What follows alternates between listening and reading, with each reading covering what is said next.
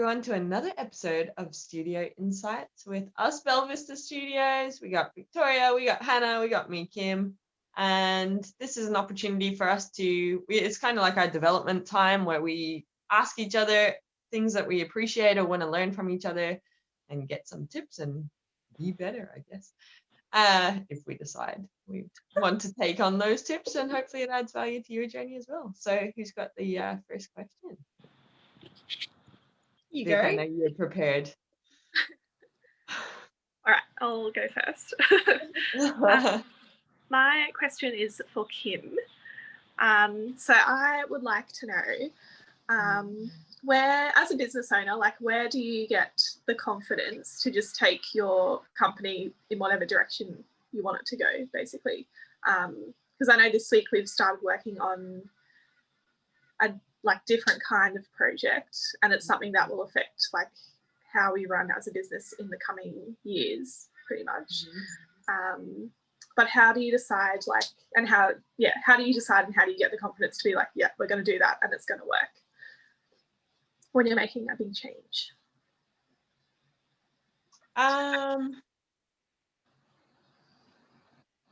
So many things going through my head.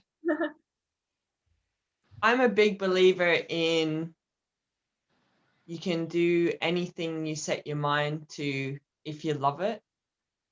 And if you love it enough, in the world, there's so much opportunity. It doesn't matter what you do, there's so much opportunity, no matter the complexities that surround life. So for that reason, I would never have that as a burden or a hurdle or a challenge. If I just know that there's opportunity in the world, the next thing is, do I have what it takes to make whatever I want a possibility?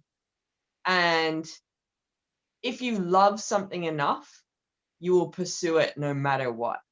So whenever I say to people when they ask, in the freelancer mastermind and that, why do you want to start a business? And a lot of them are running from a painful boss or a circumstance in a work environment that they don't like. I'm like, don't run from that, because what is it about that you don't like? Because a business is hard to run. So you need to get into business for the right reasons. So I believe if you're in business for the right reasons and you've done your soul searching around your passion, then when business life is challenging, you just sail through it because you love it and you wouldn't do anything else in the world. And I guess for me, I did have that question initially when I started Belvista Studios, is if I could do anything in the world and get paid for it, what would it be? And this is what we have created. And it's come from, what am I interested in? How do I want to spend every single day? Who do I want to work with? How do I want to work? What do I want to work on? So I asked these questions. So now I'm in a place of, this is what I absolutely love. I used to spend my time learning business things and instructional design and e-learning things. My hobbies were that. I was always curious about it. So you get into it for the right reason. And then it just is so natural because it's inherently who I am. And I think I've had conversations this week with people around there's clues in your childhood around your interests and who you are and what you are kind of born inherently to do. And if I look at my own journey, when I was 12, I was creative. I was designing skateboard brands and things like that have gone nowhere. But I had this desire to own a business. I was researching that sort of stuff. So there's clues in your childhood. So now I'm basically just showing up as me as a human being, which makes it really easy if I go back to why I started a business, is who do I want to work with? I want to work with you two. What's important to you two? Certain meaningful projects. And then it's okay, well, I know that we can do that. So just create the opportunity because it's important for me to work with you. So what is it around that? And then go that way. So if I always know that there's opportunity there in the world, no matter what we do, and I am driven by a fire, there is no other absolute possibility in life for me to want to do something else, I'll make it happen. And then the next thing is, who do I want to make that happen with? I want to work with friends. I want to work with people that have similar values to me. I want to work with people that I enjoy and challenge and push me and have a good work ethic and all that. So you just create the environment that you want to work in, and everything else, when you come from a place of love, it just falls into place. So yeah, I think it's a bit probably deeper, and that way it's like, I think like whether you believe in God and all that, but there's that story of like the Red Sea. This is like the vision that just came into me. I had a vision. No. It's like, I remember that story from school where it's like the Red Sea, and Moses is like bringing people to escape something, I think. And basically the sea parts and they get through this sea into safety, and then everything falls and collapses behind them as they get through. And that's what it kind of is. It's just like there's a big huge ocean out there, and how are you going to get through it? Well, it just kind of parts for you, and everything falls into place when you come from a place of love. I like that. Does that answer your question, or would you like to go deeper on anything? No, I feel like that's good. I find that very inspiring. Cool. Can I ask a question related to that? Yeah. I'm just wondering, like you said, when you're younger, and we were talking about that this week, you sort of think about what things did I enjoy doing when I was younger, and that can help you understand what you're passionate about. But what if, like, are there any other ways you can figure out what you're actually passionate about? Because I know Victoria and I have spoken about it, where we're like, what would we, like, we are passionate about our role, but you're like, it's like from when you were young, you knew exactly what you're doing. And some people, I think it's hard for them to understand what they should be doing. I think it's always an experiment, right? If I look at where Belvista Studios started, like initially I was going to have a graphic design studio, but I wasn't super passionate about it. But I guess it started as a business. Okay, cool. So there's a business, but I'm not sure what that business looks like. So just experiment, try it out, do a few logos, maybe do a website and go, I don't like this. What do I not like about it? Clients are painful. I don't really enjoy being creative and making logos. I'm not really like the best naturally at it. I can't create things from scratch. I'm really good at appreciating that's good and kind of using that and replicating it. So it's an experiment. And then Belvista Studios evolved into e-learning, because I was like, what is this learning thing? What is training? I'm curious about that. How can I do more of that? And then that's where it became an e-learning company. And then I thought we were just e-learning, and then I was like, what's this behind e-learning? And then I started to learn about instructional design. I'm like, oh, okay, so yeah, how do you get it to a storyboard? What's that? And then you start learning, and then you start doing more of that and less of the things that you don't like. And you continuously just adapting based on your own interests and things that bring you joy, and removing things that bring you pain. So then if I look at how we've evolved now, is like even more so, we became big on instructional design and shifted a little less from the e-learning development. So people come to us for instructional design, and then I guess e-learning is like a byproduct, like it happens for some solutions. And then we have conversations. We do like the Ikigai little exercise for ourselves. Like we're continuously kind of checking, where are we as humans? What are we interested in? What are we passionate about? What do we want to spend our time doing? And from that, like a year and a half ago, was like a big thing for me was coaching people. I love like coaching and helping people. I know Hannah gets a lot of joy from that as well. So then the Creator Hub evolved, because we were like, how do we create an opportunity for people to learn from us? So that's why we do YouTube videos, because we love adding value. We love helping people be better. That's why we do all the content that we do on LinkedIn and Instagram and YouTube. That's why we have all the products on the Creator Hub, is to help other people, because that's an intrinsic motivator of ours. So we basically were like, yeah, we're an e-learning instructional design company, but we want to do more. So how do we do that? We do the Creator Hub. And then we look at, Vic, we haven't shifted away from instructional design and e-learning, because Vic loves doing development. So we want to make sure that that's still a part of our business. And Hannah still loves doing storyboarding. And I love doing like and Hannah as well, like that we all love the human-centered design approach. So we're just continuously going, what do we love doing? Okay, do more of that and move towards that. What do we not like doing? How can we simplify that shit? Or how can we remove it? And so there are little and I think it's just as simple as that. I like this, I don't like this. Move towards this and create more opportunity in this. Move away from the stuff that you don't like, simplify it or remove it completely. If that is just the simplest form of it, that's how you should make decisions about your life, I believe. And there are things, if you look back and we'll go back to your childhood question, there are things in your life that are continuous patterns of coming through. You like helping people, you like being creative, you like collaborating, you like working alone. What are those things that were there as a child that you can bring in and create and mold an opportunity for yourself? And people will think, oh, you can't just do that, because I can think about, like, I have conversations with my parents and they're like, no, you need to get into a job and like stay there for life or be there and be loyal. And I'm like, but I'm living what I'm telling you in this video right now. And it is working so well for me and I'm so happy.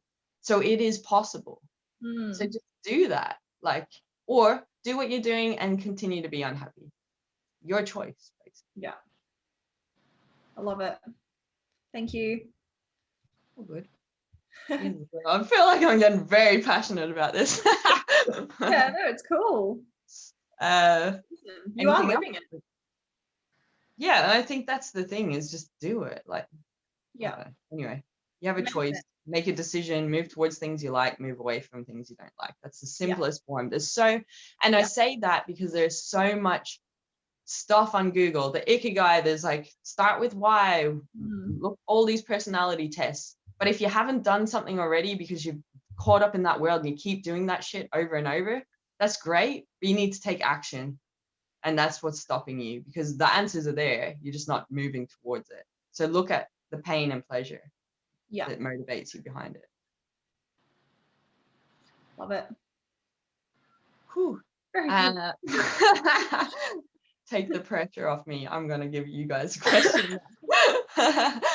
Give myself a moment to calm down. So I would love to know both your journeys, because back like episodes ago of this, you're both in a state of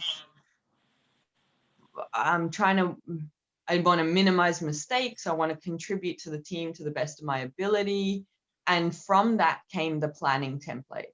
So the planning template for each of your tasks in terms of, it looked like something like, what's the goal? What's the problem I'm trying to solve? The tasks that will help me achieve and solve that problem and goal. The risks and assumptions and consequences. So that's like just for people watching, the framework essentially that you have now adopted to each of the tasks that you complete. So I'd love to know, how have you benefited from applying that now, and how are you feeling from where you were back in the day, where you're like, oh, I don't want to spend time planning my tasks, to, I won't say how I feel you're doing, but yeah, how do you guys think you're doing? Well, to be honest, I haven't fully adopted that yet. I've used it on tasks with Hannah because I think she's quite good with it. But I have not been, unfortunately. Okay, so the task that you have done it for versus the task that you haven't done it for, how do they play out? I think I've been doing a good job either way. Okay. I feel like I don't know. I honestly don't think of it. I need to, because I do still do. I do still do like a plan usually but my plan is like a to-do list. I don't break it down the same way. So perhaps I would work better if I did, because it's like, I feel like the planning template thing, there's more of like a check, like a way you can check back in with yourself with the like the goal and the challenges and that kind of thing. Mm. I kind of just stick to the task. I kind of do the task section, but I'm not really checking in with other parts about it. But it sounds like, so you get your goal in your calendar invite, which is like the thing that you need to achieve. You're doing the task bit. You've just adapted the template into your own little thing that works, which is your checklist. Yeah.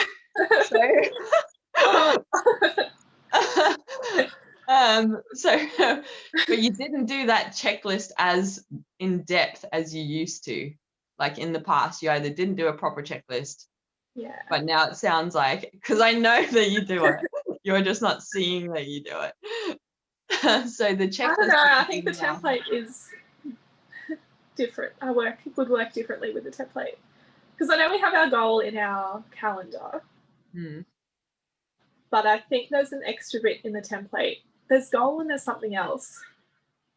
And what problem you're trying to solve, I think. Oh wait, the problem. Yeah, it's like why you have that goal basically, and I think sometimes that information is important for me to know and to understand. Okay, so let's focus on your checklist. You do a checklist now. Don't worry about the rest of it. But you actually plan by having a checklist for your task. Does that benefit you? How has it benefited you versus when you didn't do it? I think it is just like keeping on top of things. Like I don't forget things as easily, because I find that a lot of the tasks we do have seem to expand or have like extra steps in them that I might not have known initially. And I think a lot of things have like a flow-on effect as well. So I might do one thing and be like, that means now after I do this, this, and this, I've got to do this as well. And you can't always like keep track of, well, I can't always keep track of that in my head, because it might be something that affects like the project later, like the next day or a few hours later or whatever it is. And in that time, even other stuff might come up as well. So just like documenting that instead of thinking, oh yeah, I know I need to do that in my head, and then I don't. I get distracted, or I don't know, like the task finishes and I'm meant to restart another day, and by then like I don't know where I was at with it. So yeah, that's useful, I would say.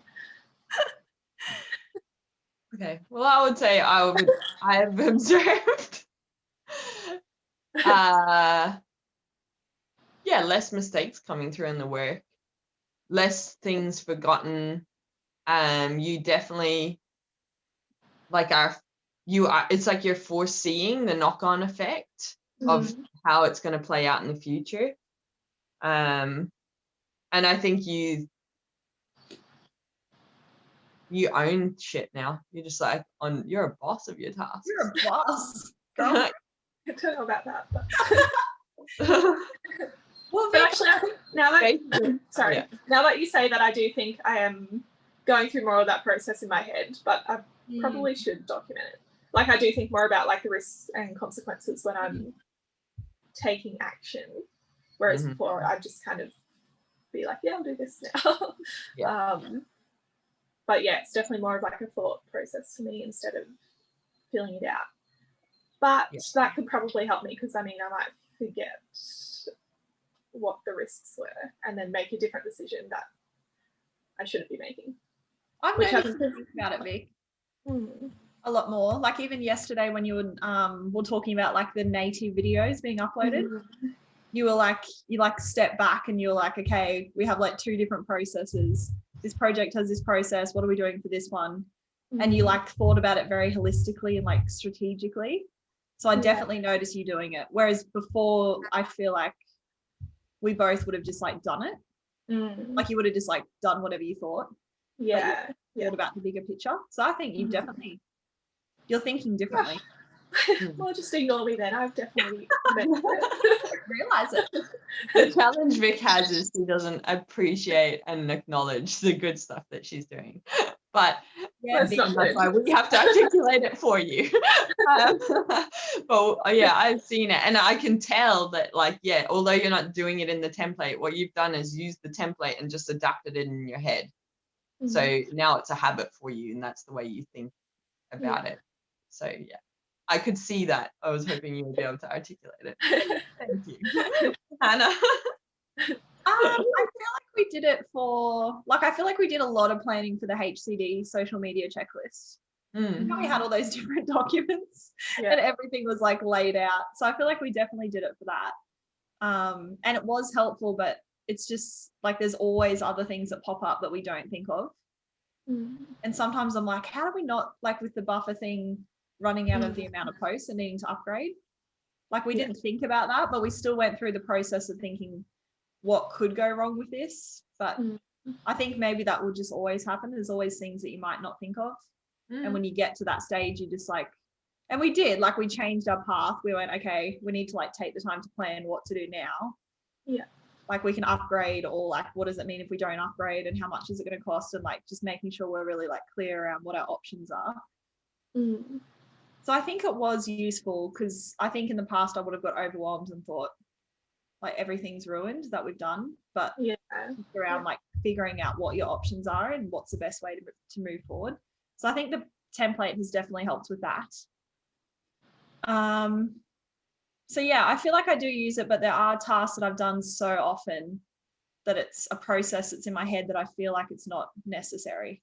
Like editing a video, we always do the same process. So I think for some things I'm not needing it, but for other things it's definitely useful. Yeah, I agree. Do you recommend people take the time to plan their tasks? Definitely. Okay, that was the moral of that story. Thanks for listening, everybody. Goodbye. Nah. All right. No, it's funny, like this, it's so interesting. I guess this is like the learning journey, right? Is you're like in this turmoil and you're like, oh, nothing's going right and it's all chaotic, and then you start to put improvements in place and gets a little bit incrementally better, and then things become smooth, and then you forget all that chaos in the past. And now you guys, it's so like habitual for you that you can't even describe, like, yeah, I do consider risks and consequences and all this kind of stuff, because it just happens naturally for you. So for anyone that's learning a new thing, you'll get there. Your habits will become natural and you forget all the chaos that you did and the self-doubt that you had before. Yeah. So just push through, keep doing it. You get incrementally better. And then just changes like you do. Okay, Hannah, question. What have you got? So my question is for Kim. Back to you, Kim.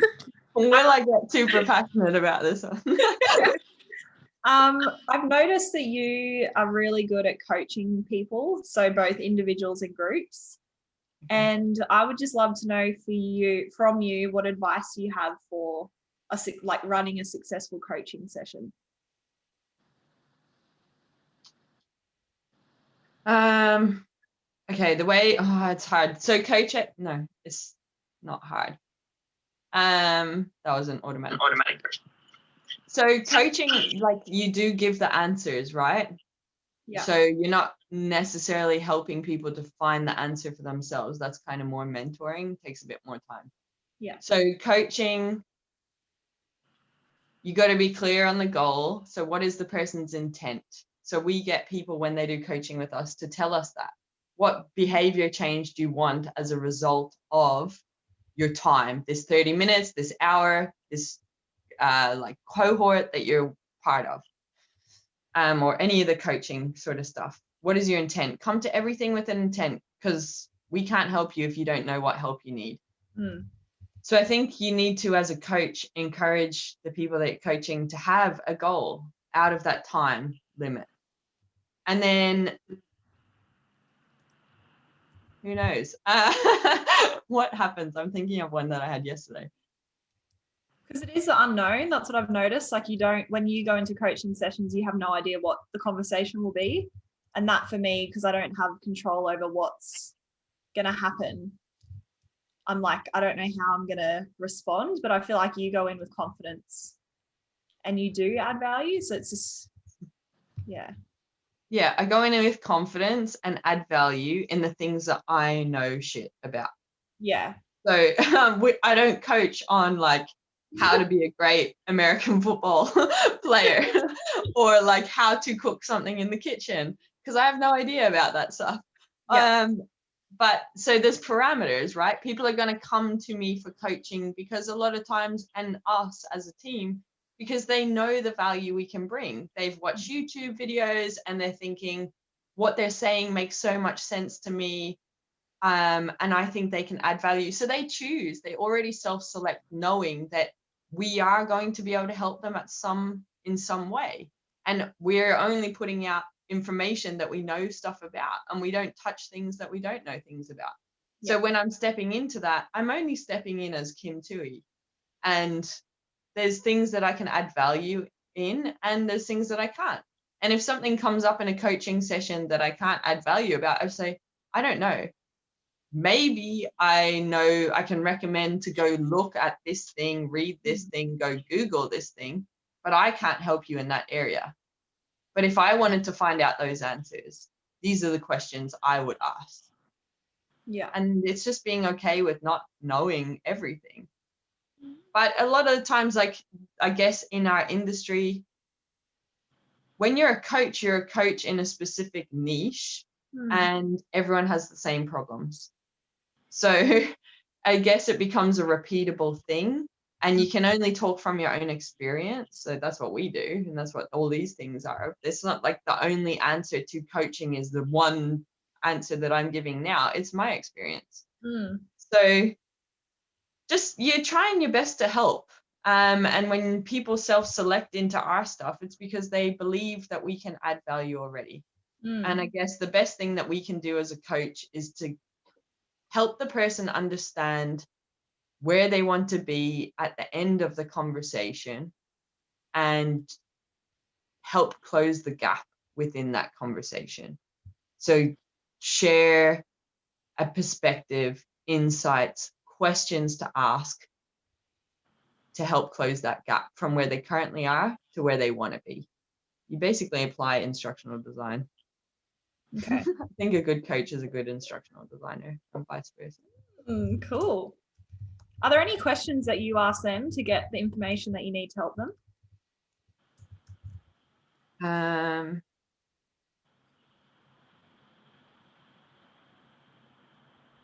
So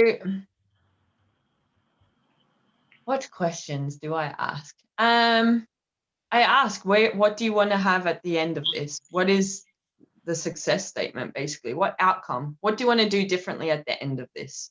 Yeah. And what I'm really careful of is I don't want your life story. I don't want the context. Because that's like when we work with stakeholders, right? They go and they give us too much information. I don't need the context of your thing. I want, what is the problem you are facing right now? Yeah. What is the challenge you need to overcome right now? Yeah. And I will call people on that as well. I say, tell me in one sentence. Because people will say, oh, I have this blah, blah, blah, and then all this blah, blah, blah, and it takes them 10 minutes. And I'm like, you've used 10 minutes to tell me that, and it's not useful. Yeah. So what is the challenge or the problem that you are facing right now? Tell me in one sentence. And then if I need context, I will ask. So I say that to them. If I'm not clear, I will ask for more information. But a lot of the times, like, as we see, things become simplified, and there's kind of only like maybe 3 answers that people ever need to know. So I don't know. I'm not explaining this very well. I'm not a very good coach. Don't book in, thanks. No. No, you're such a good coach. Like, I see you coaching so well, and I'm like, it just happens so naturally for you, the way it flows. Thank you. Okay. Well, what do you notice then? I think I'm struggling actually to articulate what I do. Maybe.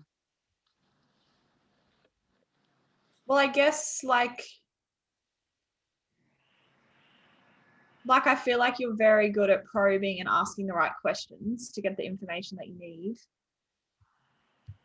And then it's like, I don't know how to describe it, but when there's like a silence and something's resolved, like you get it started again by asking another question, and then people like answer that. So I'm just wondering, are there like set questions that you have in your head that you use like throughout the session?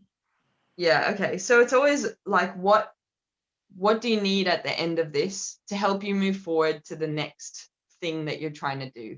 Yeah. The next task in your project, the next conversation you need to have with a client or a stakeholder. So Yeah. I need to be clear on what you need to be, what behavior you want as a result of this. Yeah. And then I'm always, when I'm listening to them, I'm going, what action, what resource, what practical tip can I support them with to get them closer to that? Yeah. And then I guess where you go, the silence, and it is, you ask what else? What else is that question that allows an openness of non-judgment for them to say, and this. Yeah. Yes, you supported me through this, but and there's this other thing. So a lot of times it's hard for us to articulate, and I think that's what is playing out like a little minute ago, is like me trying to dig deeper and I'm not able to get there myself. So you've given me prompts, and that's the role of the coach, and to enable me to dig deeper right now. So what else? And then that does allow other things to unravel. And I think there's clues in the language people use as well that we need to pay attention to as coaches. So, if someone says, oh, it's not possible, I can't do that, or you don't understand, that's a mindset stuff, right? Because, we need to decide, we need to uncover as a coach, is it a mindset stuff, or is it the environment that they work in that is not enabling that thing to be possible? So first of all, we explore the environment, because the environment is solvable. You can do this practical tip, you can have this conversation, there's things that you can implement, tangible things, process improvements, conversations, meetings, projects, initiatives, all that will solve that. But then what happens is you go, oh, but we can't do that here, or that's hard, or you're paying attention to body language. So you're listening to the language of the person, and then you have to dig deeper on that. I noticed you said that was hard. Why specifically is that hard for you? And then they might go, oh, my boss, they're just not going to let me do that. I go, why specifically is a key thing, because we're trying to get them to narrowly think. If I just say, why won't he let you do that? Then they go on a vent. But if I say, why specifically will they not let you do that? They think about pinpointing. There was this one time in the past that I tried to do this and it didn't play out that way. And then we can get back to practical. Okay, well, now we have some things to work with. Why don't you try this? Why don't you try that? Because sometimes we try everything we can within our power, and we just need access to new knowledge and new perspectives to try more things. So there's that. And then sometimes what plays out is, if it's not the practical stuff like on my boss, and it's just it's just hard. Why is it hard? Why specifically is it hard? And a lot of times it just comes down to people being overwhelmed. And they don't. Oh, now I'm going into solution. So that's not right. Because what we're talking about here is coaching. So basically you need to dig deeper, and you just kind of keep going down to, why specifically? What else? Help me understand X. And I just keep saying those same things over and over. And I actually find that those sort of things, which is going a bit into mentoring, the people solve their own problems. So what happens is, on the other end, I go, well, what specifically makes that hard? And then they start going, oh, because this and this and this, and oh, but I know, if I just did this, it'd be fine. I go, well, it sounds like that's a good idea. What's stopping you from making that your next steps? And they go, oh, I'll give it a go after this. So they resolve their own thing. So I think, that's all I got for you, mate, right now. Unless you that's really good. And coach me through this. That's really cool. They're really good questions to ask, why specifically, what else, and help me understand. And I understand more now when people have all of that context to listen out for language that's important. So if they say something's hard, or you can see a block that's stopping them from meeting their goal, digging deeper to understand what it is. And it could be like a mindset thing, it could be an environment thing, and then you can work with that. So is it almost like a journey, like you're trying to discover this is their goal, and like they're going down a journey and you're trying to direct them to the end goal through the conversations you have and discovering what the hurdles are? Yeah. Okay. I also oh yeah, sorry. No, you go. Go, Hannah. I was just going to say also something I noticed that you do in coaching is you told the group coaching session before we started to think about their question and write it down before they asked it. And that helped them get to the core problem and get rid of a lot of the context and fluff before asking the question. And I can see how that would work really well in group coaching, because there's a limited amount of time and lots of different problems and things going on. So I thought that was really cool as well. Yeah, it's interesting you get people to write down questions, because people sometimes they go, yeah, I have a question, but they just tell you a problem. Yeah. And you're like, well, what of that problem do you want help with? Yeah. So I don't need that. Yeah. I don't need your context. You're having an event right now. Yeah. If you want to have an event, go to a therapy session. But coaching is about helping you move forward, right? So when someone writes down a question, they are processing their problem in their head, and sometimes they resolve it themselves, which is really cool. Yeah. But when they write it down, they have to write it very concisely, into a question, which then allows them to cut through the noise. And it's a really good skill for instructional designers to have. So you're shifting the way your brain thinks about problems. And this will help you as a practitioner working with stakeholders. If you start to do this, I feel overwhelmed and I have this challenge and this problem. What is the challenge I want to overcome? What is the problem I want to solve? And then you write that down. You go, what is the question I need to ask to get a solution to this problem, which is going back to my planning template. And then with that, you get help, you get momentum, you get forward steps basically to move forward. And I think that if you want to start doing that as a practice, I would encourage you to ask how questions, because how questions come with solutions. If you frame it with, how might I have this difficult conversation with my boss? Yeah. As opposed to, my boss is really he challenges me and he's always doesn't listen and blah blah blah.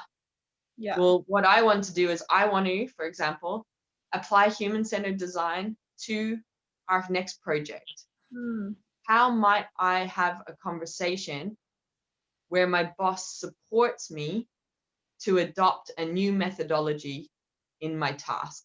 You see how that now we can go to solution. Now we can help you with steps to get to your thing, as opposed to, he doesn't listen to me and blah blah blah, because that doesn't matter. You don't even know if he doesn't listen. That's just meaning that you're taking from his behavior. Yeah. And I think some of these questions that we're asking, where I say what else, or that digging deeper, sometimes people can't dig deeper. So another way to flip that is to think about the future desired state, which is what we do in human-centered design. Where do you want to be? If this was solved, what would the world look like for you? And that's easier for them to go to, because it's in the future. They can paint it. When they're digging deeper, they're trying to resolve their own issues within. When you're thinking about that future desired state, they go, this is the potential. This is the opportunity. This is what I want. Cool. Now we have a goal. And we can just go, this is how you close the gap. This is the journey to close that gap and reach that goal. So that's maybe one where the what else, if you're not getting anywhere with that kind of question, you go, what is the future desired state you want for yourself? Yeah, wow. That's cool. I just thought about how the human-centered design workshop we run is very relevant to coaching. What do you mean? The success, what does success look like with the coach or the person that you're coaching? And then I can see the empathy map working. What would it look like in the future if you were successful? What would you be doing, hearing, saying, and then helping them get there? Whoa. Yep. basically that's what I do, is just think about our instructional design process, Yeah. human-centered design approach, and do that. And you guys have Cool. both been victims of this experiment. That's cool. I never connected the two with like coaching and the human-centered design stuff. So that's been really useful because I get the human-centered design stuff. So I probably do get the coaching. I just didn't apply it to coaching. Amazing. Thank you. All good. Any follow-up questions? All good. All right. Well, thanks for the questions, everybody. Knowledge dropping. Thanks for watching, everyone. If this has added value to you, you should share it with someone else because it will add value to them too. And we're just on a mission to like help people live their ultimate lives doing what they love. Check out our creatorhub.belvistastudios.com for resources, templates, all that jazz that's basically from our studio and that has helped us be us. And it's working for us, so it might work for you too. And have an awesome, meaningful, and purposeful day.